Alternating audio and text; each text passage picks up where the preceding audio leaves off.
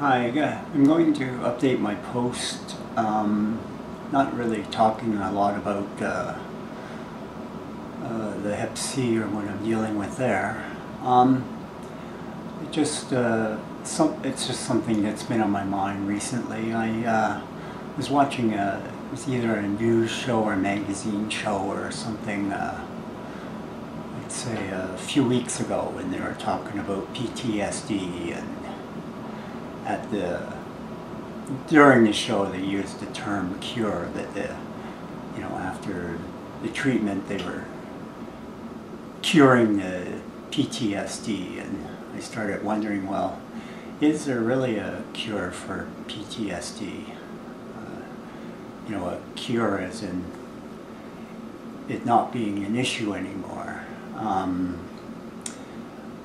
Last night I was supposed to go. I was trying to figure out, is this just the media doing what they have a habit of doing? People who just listen to the news and have never been involved in the background usually believe if they heard it on the news, it's fact, it's true, but in situations where you are behind the scenes sometimes, you see how often they get it wrong and how often they make errors and mistakes. And so I was wondering, did they just use the word cure because it would sell copy, or it was just easier than actually going more in depth? Last night I was going to see the movie Zero Patience. It didn't happen because of technical difficulties, but that has nothing to do with what I'm talking about. But it does in a way have to do with media. I think the majority of people still believe that HIV was brought to North America by, Gaetan Dugas, the French-Canadian flight attendant, where that was never the case. In some ways, in some people's minds, he was a bit of a hero because it was through his being frank and open with the researchers and the epidemiologists that they were able to do a cluster study, and it was through him that they actually discovered that it was sexually transmitted. Up until that point they had suspected, but they had no scientific evidence that it was sexually transmitted. But there were several other people around America and North America who had HIV, who had never met Gaetan or had never met anybody who had been with Gaetan or anybody who had been with them. So obviously the virus was already there before Gaetan showed up.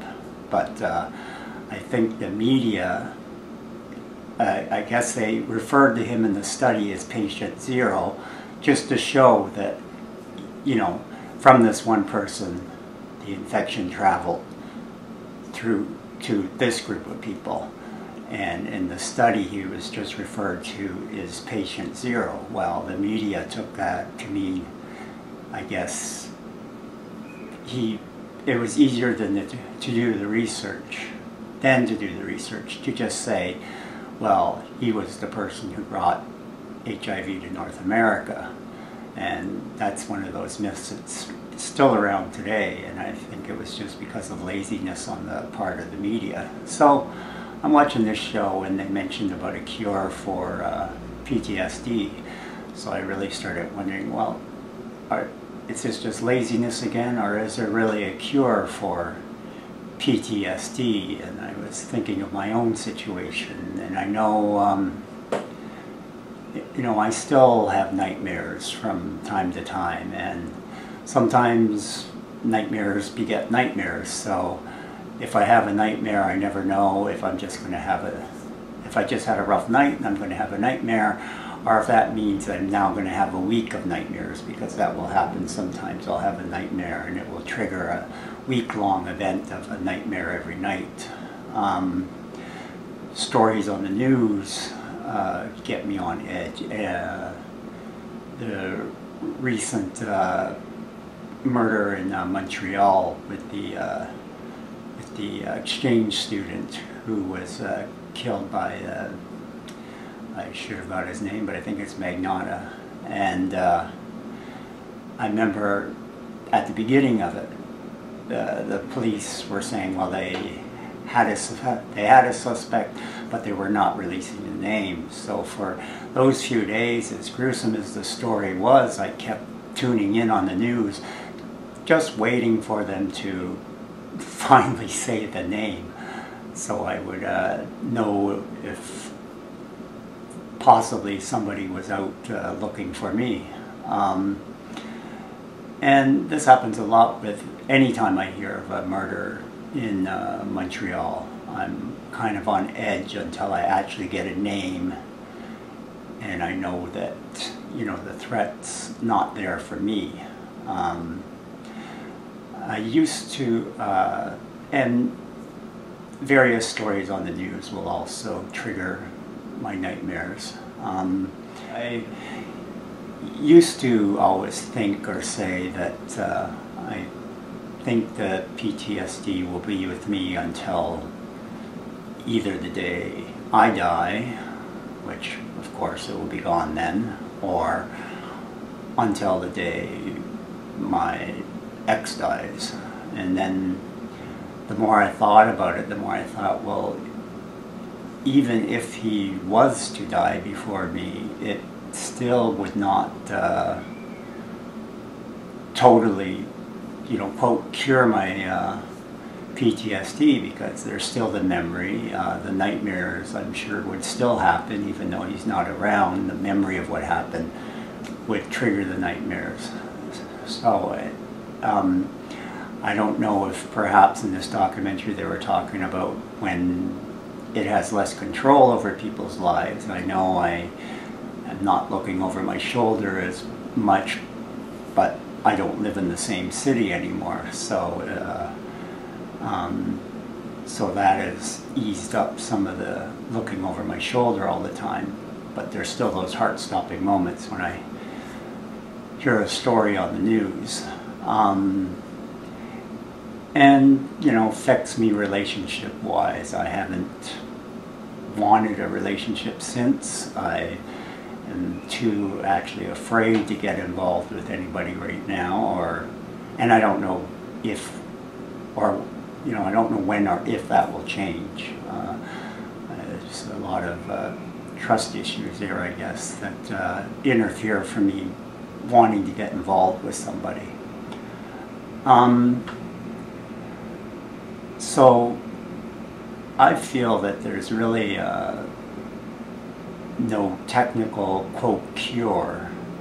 I'm thinking even somebody who has PTSD because they were on the battlefield. Yes, they may be off the battlefield. I guess if they're not at risk of going back to the battlefield, if they're at risk of going back to the battlefield, then that would be very stressful and would just keep feeding the PTSD. If they were no longer at risk of going back to the battlefield, they still are going to have that memory for the rest of their life that will be with them until they die, basically. So I basically have said what I want to say. Yeah, I really think lots of times there is laziness on the part of the media. It gets these ideas out. Oh yes, the other point is I find with addiction there seems to be a habit of them talking about people being cured of their addiction, or of, you know, after they get clean and sober, that they became, you know, that they're going to go back to be the person they used to be, which to me is impossible. Once you've been through something like that, it changes you as a person. So yes, you may no longer have the addiction, but, you know, you are not going to go back to being the person you used to be. You're going to be a new person, probably an improved person, but you are definitely not going to go backwards. And that was the point I wanted to make.